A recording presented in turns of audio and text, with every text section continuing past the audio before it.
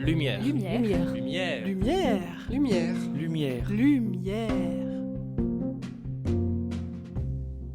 Lumière sur les campagnols. Campagnol, du nom italien Campagnoli, rat qui vit à la campagne. Il s'agit d'un petit rongeur. Le nom est mignon. Et il couvre en France plus d'une dizaine d'espèces de petits mammifères de quelques centimètres à l'air inoffensif. Certaines deviennent une véritable plaie digne des saintes écritures quand elles pullulent. Et visiblement, elles pullulent depuis des siècles et des siècles, propageant parfois des maladies à d'autres espèces animales, voire à l'homme, et décimant les récoltes et les pâtures. Pour mieux appréhender ce fléau ignoré de nos villes, nous vous proposons de rencontrer Patrick Giraudoux, professeur émérite d'écologie à l'Université de Franche-Comté, chercheur au laboratoire Chrono-Environnement. On pourrait même dire qu'il s'agit du spécialiste français des campagnols, auquel il a consacré des années de recherche. Bonjour Patrick. Bonjour. Premier constat. Jusqu'il y a très peu de temps, on n'arrivait pas à endiguer la pullulation de campagnols sans utiliser des produits chimiques aux conséquences environnementales importantes. Quel a été le déclencheur de votre travail pluridisciplinaire avec les différents acteurs de terrain il y a une trentaine d'années? Il y a une trentaine d'années, effectivement, c'est vous dire la longueur du parcours qu'il a fallu parcourir justement pour pouvoir arriver à quelques conclusions solides. Alors, le démarrage, il est très simple. L'INRA, à l'époque, avait été appelé par les organismes agricoles pour régler un problème surprenant pour eux. Leurs champs, leurs prairies étaient dévastées par des campagnols, une espèce particulière qu'on appelle le campagnol terrestre. Bien sûr, on était à la fin des années 70 à ce moment-là, et la réponse qui était attendue, c'était de trouver une poudre de perlimpinpin ou un produit qui débarrasserait l'agriculteur de ces petites bêtes qui dévastaient leurs récoltes. Pour vous donner une idée, pratiquement 90% de l'herbe produite en un an peut être mangée par une population de campagnols. Donc c'est quelque chose de considérable. Les densités de campagnols peuvent atteindre plusieurs milliers d'individus par hectare, ce qui vous donne une idée de l'impact que l'espèce peut avoir pour l'agriculteur. Donc la demande était simple, trouvez-moi le produit qui va m'en débarrasser. Bon, c'était l'agriculture des années 60-70. Mais on s'est aperçu que c'était bien plus compliqué que ça. Et d'abord, l'application d'un produit chimique, très vite des produits chimiques sont arrivés, notamment des anticoagulants, n'était pas sans innocuité pour l'environnement. Alors déjà, l'effet du produit chimique sur la population de campagnols était problématique en ce sens que souvent l'application était tardive et se faisait à un moment où de toute façon la population allait cesser. Et le deuxième problème, c'est que les campagnols étaient empoisonnés par ces produits, mais les campagnols sont aussi mangés par des prédateurs de campagnols, donc des renards, des buses, des milans royaux, etc. etc.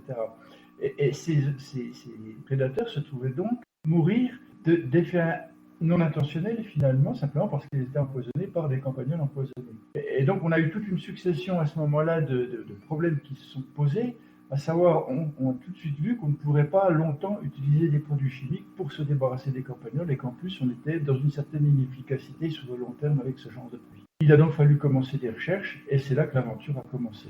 J'imagine que pour lutter contre les campagnols, il a fallu mieux les connaître, comprendre leur cycle de reproduction, leur habitat, leur comportement et en fonction de différents critères. Alors tout le problème était là, c'est-à-dire que finalement, les premiers chercheurs qui ont travaillé sur ce sujet étaient confrontés au fait d'observer des campagnols sans savoir les compter. Ça paraît paradoxal, mais une des grosses difficultés en écologie, c'est de savoir le nombre d'animaux sur lesquels on est en train de travailler. Et il n'y a pas de technique vraiment performante pour le faire, ou alors elles sont très très lourdes. On utilise par exemple des techniques dites de capture, marquage, recapture. Ça veut dire qu'on va capturer les animaux, les marquer, les relâcher dans la population, et la fraction d'animaux qu'on recapture après, marquer, nous donne une idée de la taille de la population. C'est quelque chose de très compliqué. Et en gros, on ne peut avoir une estimation de densité que sur quelques dizaines de mètres carrés, centaines de mètres carrés. Or, ce dont on s'est aperçu rapidement, c'est que les phénomènes de population n'étaient pas locaux. Ils touchaient pratiquement toute la région, en tout cas de grandes parties de la région. Autrement dit, les chercheurs se trouvaient devant le paradoxe d'avoir un instrument de mesure très lourd à mettre en place, mais localement, alors que le phénomène était régional. Un petit peu comme quelqu'un qui chercherait à comprendre comment un orage se passerait en restant sous un parapluie. Vous imaginez la situation, c'est impossible. Il faut pouvoir monter en altitude. Donc une des premières avancées qui a été faite a été de dire, bon ben voilà, ces méthodes sont trop compliquées, sont trop lourdes, il faut peut-être qu'on ait des méthodes moins précises, mais qui pourraient s'appliquer à des échelles appropriées, et qui étaient dans ce cas-là l'échelle régionale. Donc on est passé de ces mesures par capture, marquage, recapture très lourdes, à des mesures simplement d'indices de présence des campagnols. Finalement, je parcours le champ, je fais des intervalles de 10 mètres, et je regarde dans ces intervalles de 10 mètres si j'ai des indices de présence du campagnol. Bon, en gros, c'est des tumulus de terre, des galeries, des crottes qui sont laissées. Et en fait, le pourcentage d'intervalles positifs par rapport à ces indices, on s'est aperçu qu'ils étaient quand même une bonne approximation des densités réelles. Donc on avait un outil qui nous permettait de quitter la lourdeur de l'estimation par capture, marquage, recapture, pour en une journée ou une demi-journée avoir une idée de la distribution des campagnols à l'échelle d'une commune. Et ça, c'est ce qui a tout changé. Donc on n'a pas tellement travaillé à cette époque-là sur la biologie du campagnol, mais simplement sur le fait de les compter correctement. Alors, quand on a pu s'élever en quelque sorte pour voir les choses en grand, on s'est aperçu que les populations étaient très ordonnées. Elles n'arrivaient pas de nulle part. Alors, la première chose qu'on a pu voir, c'est que déjà, elles se déclenchaient comme des vagues. Autrement dit, il y avait des épicentres sur le deuxième plateau du département du Doubs, où les densités montaient, et quand elles montaient dans ces endroits-là, elles se répandaient après comme une vague sur tout le département, et préférentiellement dans les zones herbagères. Et c'est le deuxième point qui a pu être démontré à ce moment-là, c'est que finalement, les endroits où il y avait le plus de campagnols, c'était des endroits qui étaient extrêmement connectifs du point de vue de leur prairie, où il y avait une grosse production prairiale de prairies connectives qui n'étaient pas séparées par des haies, par des bois, et par tout ce qui pourrait introduire de l'hétérogénéité dans un paysage. Du coup, ça a tout de suite donné un levier d'action. On s'est dit, bon, finalement, c'est peut-être le paysage qui permet la pullulation. Donc si on modifie le paysage ou la pratique par le paysage, à ce moment-là, peut-être peut-on contrôler la pullulation. Et c'est en fait ce qui s'est passé, grosso modo. Mais pour observer ça, et avant d'arriver au résultat, il faut avoir une idée du temps que ça prend. Une pullulation de campagnol, c'était à peu près 5 ou 6 ans. Ça veut dire que pour avoir une image d'un cycle complet, il fallait 6 ans. Alors qu'est-ce que c'est qu'un cycle? On part d'une prairie où il y a peu de campagnols, les densités vont monter, arriver à un pic, puis après vont redescendre pour revenir à l'état initial de peu de campagnols. Donc 6 ans. 6 ans, c'est une observation. 2 observations, 12 ans. Vous imaginez tout de suite pour un scientifique le cauchemar. C'est-à-dire que le nombre de réplicats qu'on peut obtenir dans des conditions pareilles est extrêmement faible. D'où la durée pour valider les hypothèses. C'est-à-dire que dès qu'on veut valider une hypothèse, il va falloir devant soi au moins un cycle de campagnol. On peut multiplier un petit peu les situations dans l'espace si on ne peut pas les multiplier dans le temps. Mais 6 ans, c'est vraiment le minimum.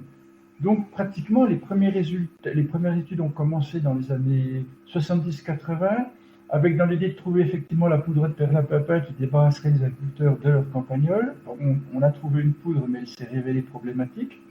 De là à faire le pas de dire bon, mais il faut qu'on trouve autre chose et qu'on voit l'impact du paysage, et ben, ça nous a amené à la fin des années 80, début des années 90. Et là, ben, ça a été, je dirais pas simple, mais bon, on a eu des éléments de preuve qui nous disaient ben, voilà, vous êtes dans des prairies productives, vous avez des espaces qui ont perdu leurs haies, qu'on a relativement simplifiés, et c'est ça qui a déclenché les pullulations. Alors, il fallait en apporter la preuve. Alors, la preuve, c'est en fait les agriculteurs qui l'ont apportée. On s'est dit, bah, si finalement le paysage modifie la dynamique des populations, modifions les pratiques, modifions le paysage, embêtons les campagnols en enlevant de la connectivité dans les prairies. Et c'est ce qui s'est passé. Alors bien sûr, ça ne s'est pas passé facilement parce que la plupart des agriculteurs, c'était des changements de pratiques énormes pour eux. C'était une remise en question de l'économie de leur exploitation. Donc ça n'a pu se faire qu'avec quelques agriculteurs qui étaient en quelque sorte proches de nous et puis qui suivaient nos recherches et avec qui on travaillait déjà depuis un moment et qui ont dit bon ben banco, si vous dites que c'est ça, on va essayer. Et ils ont progressivement introduit des éléments de labour pour déstabiliser les zones prairiales. Ils ont replanté des haies. Ils ont changé la manière dont ils organisaient la pâture, c'est-à-dire qu'ils ont emmené des troupeaux dans des prairies qui n'étaient normalement pas pâturées de façon à piétiner plus, donc à déstabiliser les sols, etc., etc. Et ça a marché. Là, ça nous amène à la fin des années 96, parce que là aussi, pour l'agriculteur, pour apporter la preuve, il lui faut quand même aussi du temps. C'était un cycle, 6 ans. Donc on est toujours dans cette lenteur de la démonstration par rapport au cycle naturel des animaux. Et puis après, il y a eu une grande stase.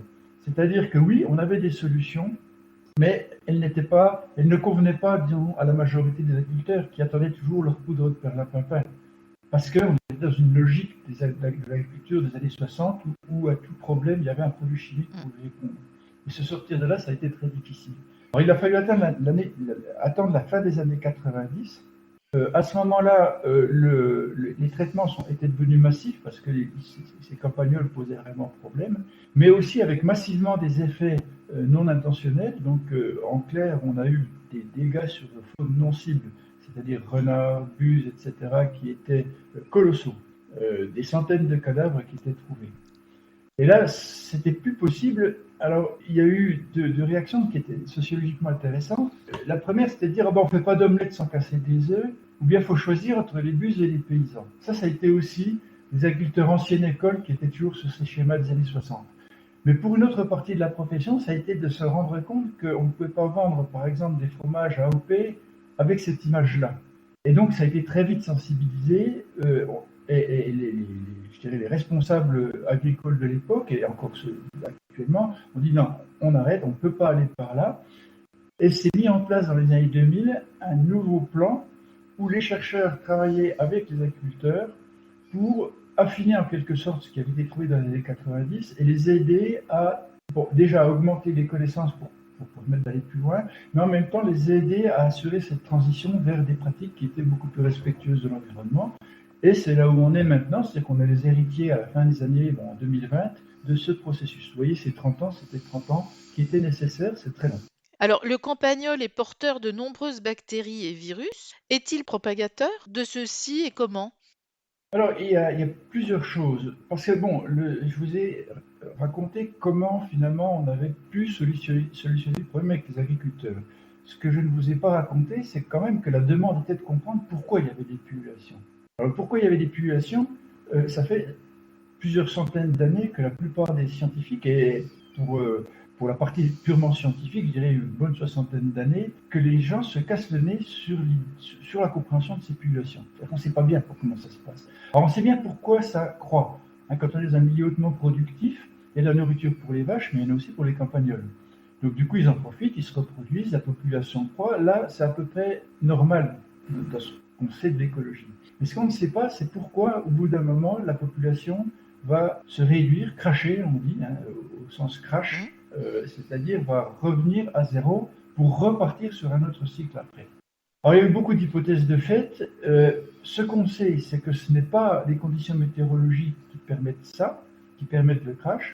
On le voit bien dans le phénomène de vagues voyageuses et ce cycle de 6 ans, ça n'a rien à voir avec quelque chose qui serait réglé par la météo.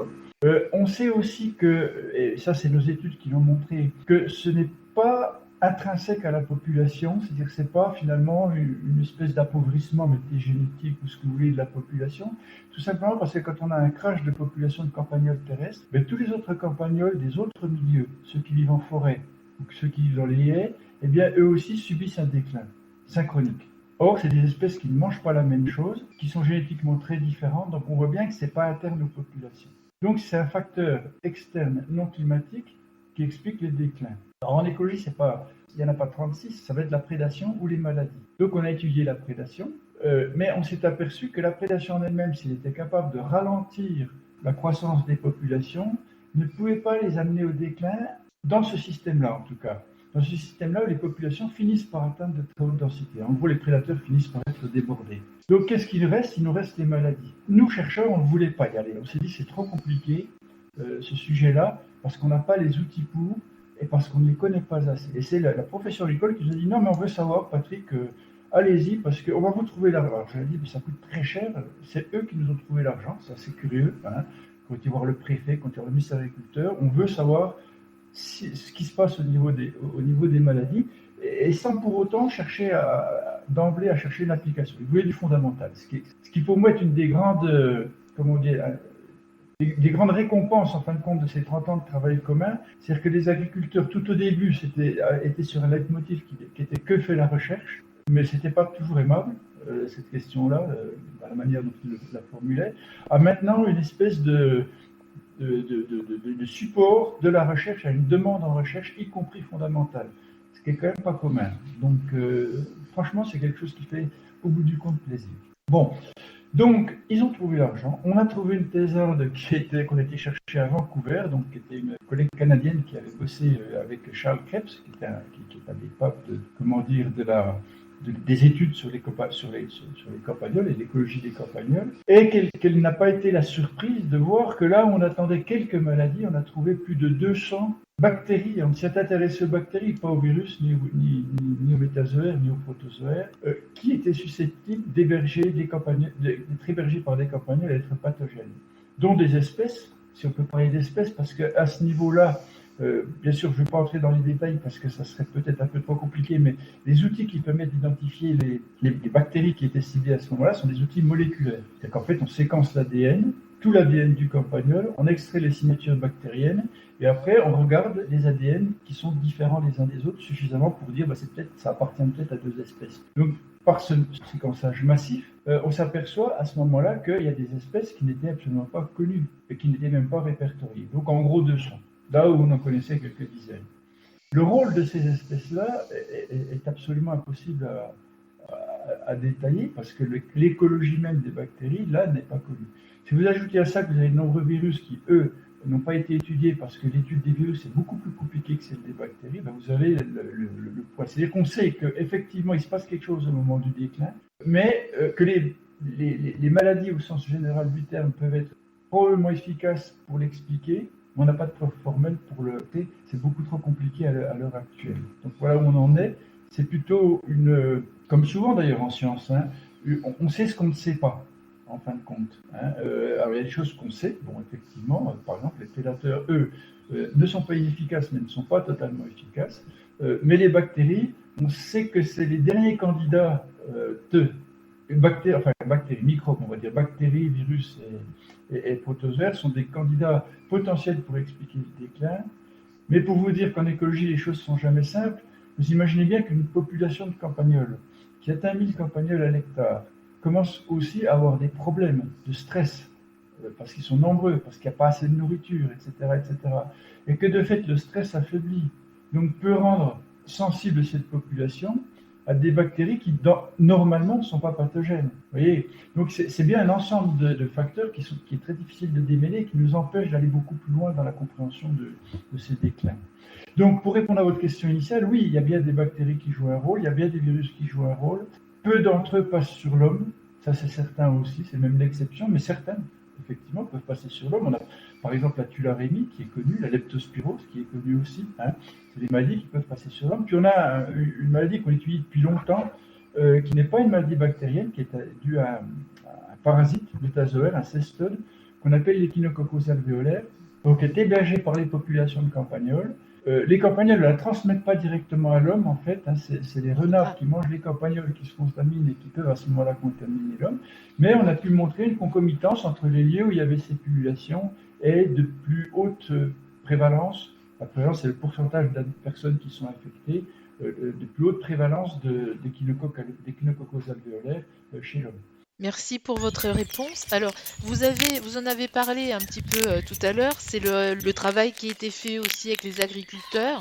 Je pense qu'il me semble que dans vos recherches, à un moment donné, il y a eu une démarche carrément anthropologique pour travailler avec tous les acteurs locaux et faire en sorte que vous trouviez une solution commune. Alors oui, il y a deux choses qui ont fonctionné en parallèle. Il y a déjà le quotidien de nos recherches qui s'est toujours fait avec des agriculteurs. Notre laboratoire, c'est le champ, c'est la prairie, c'est dehors, primairement pour observer les faits. Bien sûr, après, on revient au laboratoire. Je vous ai parlé d'outils moléculaires, d'outils statistiques, je n'en ai pas parlé, mais c'est aussi important pour nous, de modélisation aussi, c'est important. Mais la donnée primaire, elle vient du terrain et on n'a pas accès au terrain sans les agriculteurs. Donc ça a toujours été des partenaires privilégiés. Pour beaucoup, c'est devenu des amis, tous ceux avec qui on travaille, qui accueillent nos étudiants. Donc ça, c'est une partie de l'histoire. Quand on a mis au point avec eux des méthodes de lutte qui se sont révélées efficaces, on a eu beaucoup de réactions de la part de la profession qui nous a dit, alors d'autres tenants de la profession, il ne faut pas imaginer que c'est un monolithe l'agriculture. Vous avez beaucoup de gens avec des visions différentes. Et ce qui était terrible de voir, c'est que pour l'ensemble des gens qui étaient touchés par l'épulation, seulement à peu près 5% mettaient en œuvre les méthodes qui auraient permis de contrôler cette épulation. Donc on s'est demandé pourquoi. Et c'est là qu'on a fait appel à des anthropologues pour essayer de comprendre ce qui se passait. Et là, on aurait dû le faire plus tôt. Ça nous a aidé beaucoup à comprendre finalement que la logique des uns n'est pas forcément la logique des autres. Et quelque part, tout le monde a une forme de rationalité qui n'est pas forcément une rationalité scientifique, mais toujours de bonnes raisons pour agir ou pas agir. Et ce qui était intéressant, c'est que, par exemple, une partie des agriculteurs qui ne traitaient pas, qui n'utilisaient pas, par exemple, de produits chimiques, pouvaient être à la fois des écolos, en gros, qui disaient « moi je ne veux pas traiter parce que ça nuit à l'environnement », ou des extrêmes technocrates qui disaient « moi je ne traite pas parce que ce n'est pas efficace ». Et donc c'était sur deux logiques différentes qu'on aboutissait à l'absence de traitement dans ce cas-là. Et c'est ce dont on s'est aperçu, c'est que finalement, si on n'était pas capable d'une forme d'empathie avec ces différentes visions de l'exploitation, il faut bien le dire, et de la manière dont on voyait son métier, le résultat scientifique en lui-même ne pouvait pas passer. C'est-à-dire qu'on peut avoir raison du point de vue scientifique, sans pour autant qu'une population, finalement, s'approprie ce résultat. Et ça, c'est quelque chose qui est très important. Et là, les sociologues peuvent nous aider beaucoup, les anthropologues aussi. Est-ce que le réchauffement climatique impacte également la pullulation des campagnols? Alors, pour le moment, on ne le sait pas. Ce qu'on sait, par contre, c'est que ça impacte les agriculteurs, déjà. Alors, dans le Haut-Doubs, où on a déjà, on ressent les effets du réchauffement climatique, ça se traduit par des assecs estivaux beaucoup plus élevés. Bon, on va tout de suite penser à la neige, bien entendu, et aux stations de ski, mais là, c'est pas tout à fait le sujet. Pour nous, c'est le problème de l'assec estival. Alors, qu'est-ce qui se passe quand on a des grands assecs estivaux, lors des canicules, par exemple? L'herbe, elle pousse plus. Alors, c'est très embêtant pour les agriculteurs, parce que n'ayant plus d'herbe à ce moment-là, ils ne peuvent pas récolter beaucoup de foin. Or, les hivers sont longs, et on est dans des zones AOP où la nourriture exclusive est le foin. C'est-à-dire qu'on n'a pas le droit d'avoir des compléments en dehors de certaines limites, et sûrement pas d'ensilage ou de choses comme ça. Le deuxième problème qui se pose, c'est que la saison s'étend. La saison de croissance de l'herbe, c'est-à-dire qu'il fait plus doux plus tôt et doux plus tard, c'est-à-dire que le froid arrive plus tard. Du coup, l'herbe, elle va pousser plus tôt, mais à un moment où il pleut, c'est un moment où on ne peut pas la récolter, début mars ou avril. Donc on aboutit au paradoxe que les vaches vont avoir de l'herbe jusqu'au ventre, mais que cette herbe, elles ne peuvent pas tout manger, bien entendu, on ne peut pas la stocker. Donc ça oblige les agriculteurs pour le moment à réfléchir à la manière dont on va gérer la collecte de foin, la production de foin dans cette nouvelle phénologie. Si on change la manière dont on produit le foin, on change la manière dont on produit aussi la nourriture des campagnols. Alors oui, ils ne mangent pas l'herbe, ils ne mangent pas trop l'herbe, ils mangent plutôt les racines. Mais ça revient au même, si vous faites pousser de l'herbe, vous faites pousser de la racine. Donc on ne sait pas exactement quel va être l'impact de gros assecs estivaux sur la population de campagnols. À ce stade, on ne peut pas répondre. Tout ce qu'on peut dire, c'est qu'on peut s'attendre à ce que changeant la phénologie de la végétation d'un point de vue agricole, ça ait des effets quand même sur ces populations de campagnols, en bien comme en mal. Et ça, on ne peut pas le prédire. Votre travail de recherche d'une trentaine d'années, d'après vous, porte-t-il ses fruits? Alors, il porte ses fruits de deux manières. J'ai déjà cité le fait qu'on a acquis une confiance de la part de la profession qui fait qu'on travaille la main dans la main. Et ça, c'est quand même très agréable. Et ce qui est agréable, c'est que les agriculteurs, au moins en Franche-Comté, acceptent l'idée que le scientifique l'indépendance du scientifique. C'est-à-dire qu'on n'est pas là pour dire ce qui leur plaît, on est là pour dire ce qu'on sait avec les méthodes scientifiques du moment. Ça, c'est quelque chose qui est accepté, qui est même demandé, et c'est même un outil de pacification locale entre les chasseurs, les agriculteurs, les naturalistes qui sont parfois en conflit. Finalement, la référence, c'est de dire, bon, ok, on est en train de s'enguirlander, on se traite de noms d'oiseaux, d'accord, mais qu'est-ce qu'on sait, qu'est-ce qu'on ne sait pas? Et ça change déjà beaucoup de choses dans les relations qu'on peut avoir. La deuxième chose, c'est les résultats eux-mêmes. Alors, résultats dans la mesure où il y a des outils qui ont été donnés au monde de l'agriculture, on parle de boîte à outils, et de l'idée que finalement, il n'y a pas un outil, il y a des outils, une boîte à outils qui doit être adaptée à chaque contexte particulier. Et ça, c'est un des problèmes de l'écologie, c'est qu'on a des règles générales, mais qui se déclinent toujours dans des espaces particuliers. Et que ces règles générales, si elles sont appliquées de façon trop générale, elles ne marchent pas. il faut absolument à un moment donné tenir compte du contexte le plus local possible et de la connaissance qu'on a, par exemple, dans ce cas-là, d'une pullulation. Donc ça renvoie à l'exploitant, au groupement d'exploitants, l'idée qu'il doit adapter en quelque sorte stratégie de lutte en utilisant la boîte à outils. Mais une boîte à outils, c'est des outils et c'est compliqué. Et l'écologie est compliquée. Vous avez vu qu'il y avait beaucoup de facteurs qui entraient en ligne de compte. La manière dont on conduit sa prairie, est-ce qu'on va produire beaucoup ou moins? Est-ce qu'on va labourer ou est-ce qu'on ne va pas labourer? Est-ce qu'on va avoir une prairie qui est entourée de haies ou une prairie qui est dans un grand open field de 100 haies? Est-ce qu'on est proche des forêts? Est-ce qu'on n'est pas proche des forêts? Est-ce que, etc., etc. Donc toutes ces conditions particulières, elles doivent être intégrées et il faut savoir penser la complexité dans ce cas-là et penser l'incertitude aussi. Et ça, c'est pas simple, parce que quand vous avez une profession, elle vous demande des certitudes. Un homme politique vous demande aussi des certitudes pour un scientifique. Ils veulent du oui et du non, du blanc et du noir. Donc, ce que les gens ont appris à faire, c'est à travailler dans un contexte complexe, en utilisant leurs connaissances à eux et en acceptant un niveau d'imprévisibilité. Et du coup, ça marche. Et souvent, certaines de nos collègues agriculteurs, ils font un peu peur. Ils sont dans un système qui, normalement, devrait produire de la pullulation. Ils me disent, non, Patrick, on va y arriver, il n'y a pas de problème, hein, on maîtrise. Et ils prennent des risques que moi-même, je n'oserais pas prendre si j'étais à leur place comme exploitant. Ce qui veut dire qu'ils se sont totalement appropriés la logique de cette complexité et la manière dont on travaille. Et ça, c'est vraiment une grosse récompense, pour un écologue en tout cas. Certainement. Mais alors, vos recherches sont poursuivies parce que là, vous êtes chercheur émérite. Est-ce que derrière, il y a la poursuite de ces travaux importants?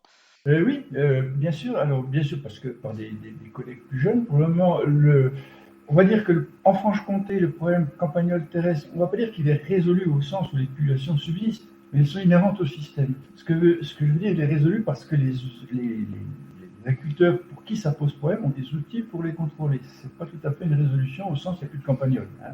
Bon, il y a toujours des campagnols, le système continue à fonctionner, mais l'agriculture dans ce système-là peut s'en tirer. Bon, donc ça, c'est quelque chose d'important. Les nouvelles frontières ne viennent plus là. Alors, elles viennent là pour d'autres régions. Par exemple, le Massif central, pour le moment, a de gros problèmes, n'a pas encore convaincu les agriculteurs d'adhérer à ce genre d'approche. On va dire ça comme ça vient tout doucement. Mais j'ai des collègues dans le Massif central qui travaillent, à l'INRA notamment, qui mêlent anthropologie, complètent les connaissances qu'on a pu acquérir, etc. Donc les recherches se poursuivent, mais plus en Franche-Comté là-dessus. Par contre, pour nous, la nouvelle frontière, c'est l'agroécologie. Alors, on descend en altitude, tout simplement parce que, afin de préserver des sols, les agriculteurs, les céréaliculteurs, on va dire ceux qui font ce qu'on appelle la grande culture, hein, de plus en plus ne labourent plus et font ce qu'on appelle du semi-direct, c'est-à-dire qu'on passe d'une production avec une couverture au sol qui est permanente, herbagère, et on sème sur cette couverture herbagère, après s'en être débarrassé, mais ça dure quelques jours, pas plus. Alors c'est bien dans la mesure où on retrouve des sols qui capitalisent du carbone, donc avec la matière organique à l'intérieur, des vers de terre qui les aèrent, enfin bref, c'est aussi assez intéressant de voir combien certains agriculteurs sont heureux de retrouver des sols qui se mettent à fonctionner, plutôt que d'avoir des sols stériles épuisés par des labours et des engrais chimiques. La contrepartie de ça, c'est qu'on fournit à une autre espèce de campagnol, le campagnol des champs, un abri permanent. Autrement dit, on crée des conditions idéales pour avoir des populations de campagnol des champs. Et c'est ce qui est en train de se passer. C'est que de plus en plus, on a ces problèmes de campagnol des champs qui viennent en quelque sorte contrecarrer les intentions de l'agroécologie de préservation des sols. Et donc ça, c'est le nouveau challenge. Et bon, donc on a au laboratoire Chrono-Environnement des chercheurs qui, pour le moment, toujours avec les agriculteurs d'ailleurs, cherchent à trouver des solutions écologiquement acceptables pour contrôler ces populations de campagne. Et puis, c'est des savoirs qui ont été aussi exportés en Chine. Donc, du coup, on travaille aussi en Chine pour, adapter, alors pas seulement pour des problèmes de campagnols, dans ce cas-là, c'est aussi pour des problèmes de biologie de conservation, de dégâts aux cultures, d'éléphants, ça change du campagnol.